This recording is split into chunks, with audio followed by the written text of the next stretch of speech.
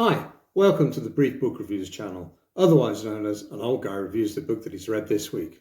So what's the old guy read this week? Well, the book I've read this week is this one. It's called Strange Sally Diamond by Liz Nugent. It's the author's fifth book. It was published as a hardback March 2023 by Sandy Cove. Just been released as a paperback, published by Penguin in the UK on the 28th of March 2024. Great critical acclaim when it was published as a hardback last year. It won the Crime Novel of the Year in the Irish Book Awards. And I guess the best way to describe this is a slightly strange book, hence the title, Strange Sally Diamond. So what's it all about, you say? Well, as the book title alludes to, it's the tale of Strange Sally Diamond. Sally Diamond lives in a small village, house on the outskirts of a small village in Ireland, and she is slightly strange. In fact, Sally is stranger than someone called Strange, who lives in Strange Street, Strange Town, Strangeshire. Partly because of her background. She was adopted at the age of 7 by a couple, a psychiatrist and his doctor's wife. So a guy called Tom Diamond, who's a doctor of psychiatry, and his wife Jean, who was a GP. Sally doesn't really get on with people. She had a traumatic first 7 years of her life, so she keeps herself to herself. Her mother, she's now in her early 40s when the book begins. Her mother died of a stroke, and 1 year after she left school. So she's basically living looking after her father. Her father's not well; he's got pancreatic cancer. So Sally basically goes to the local village. She pretends she's deaf, so she doesn't have to talk to people. She doesn't get on with people because of her traumatic background. She can't recall the first 7 years of her life. And her dad always said to her, well, when I die, her dad was dying of pancreatic cancer and he knew he was dying. He said, oh, when I die, put me out with the rubbish. And when he does die, that's exactly what Sally does. There's an incinerator they've got in one of the barns near the house where they live out in the country. Then all of a sudden the neighbours notice there's a bit of a smell coming from the barn, and sure enough, Sally has put her dad in the incinerator. As you can imagine, once word of this gets out, there's all hell's afloat. There's the local guard or the local police around, newspapers are all over it.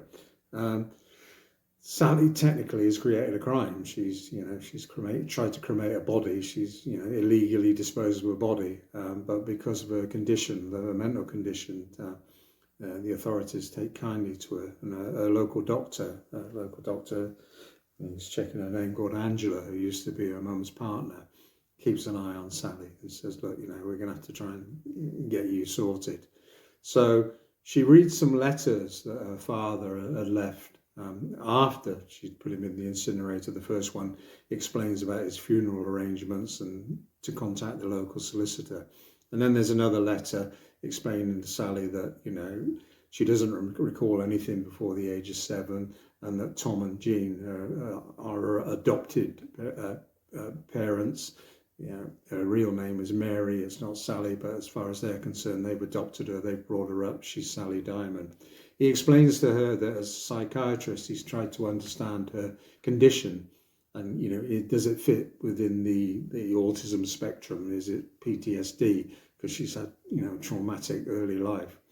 But he says no, actually, he's just a bit odd. And Sally, she's now on her own. She's not he says, a misanthropist. It's not that she doesn't like people; she just doesn't get them and isn't bothered by them. She's more, an apanthropist, I guess, somebody that likes solitude. So the story begins to unfold where Sally is encouraged, to take therapy, to start making friends, but she has no sort of, guiding line to that, and very often she says inappropriate things. So Sally continues to do that. She eventually decides she doesn't want to live in the big house anymore and wants a smaller place. And some of her new friends are helping her to do that. The other problem she's got is that all of a sudden she's receiving parcels from the other side of the world, from New Zealand. It's a teddy bear, and she can't quite understand it. And also with the new engagement she's got with people, there are some people that she hasn't got the sense to wonder if they are who they say they are. So that's the story, basically. Certainly, if you're looking for cozy crime with a nice cozy ending, don't read this. There are some very dark passages on there because Sally's early life, it turns out, her mother was basically held captive by a monster of a man who made her pregnant. And, there are some dark passages. So, as I said, this is a bit crime, a bit mystery, and it's psychological drama. And the tale is basically, there are people from Sally's past who have committed crimes, and it's catching up with them. Do the bad guys get away with it? It's sad to say, it's not a great ending in parts. I guess that mirrors real life. So, a strange book, without doubt. Difficult to categorise, but certainly the character of Sally is very well written, and it is different. So if you like your psychodramas, if you like that sort of book, great. Cozy crime, don't touch it.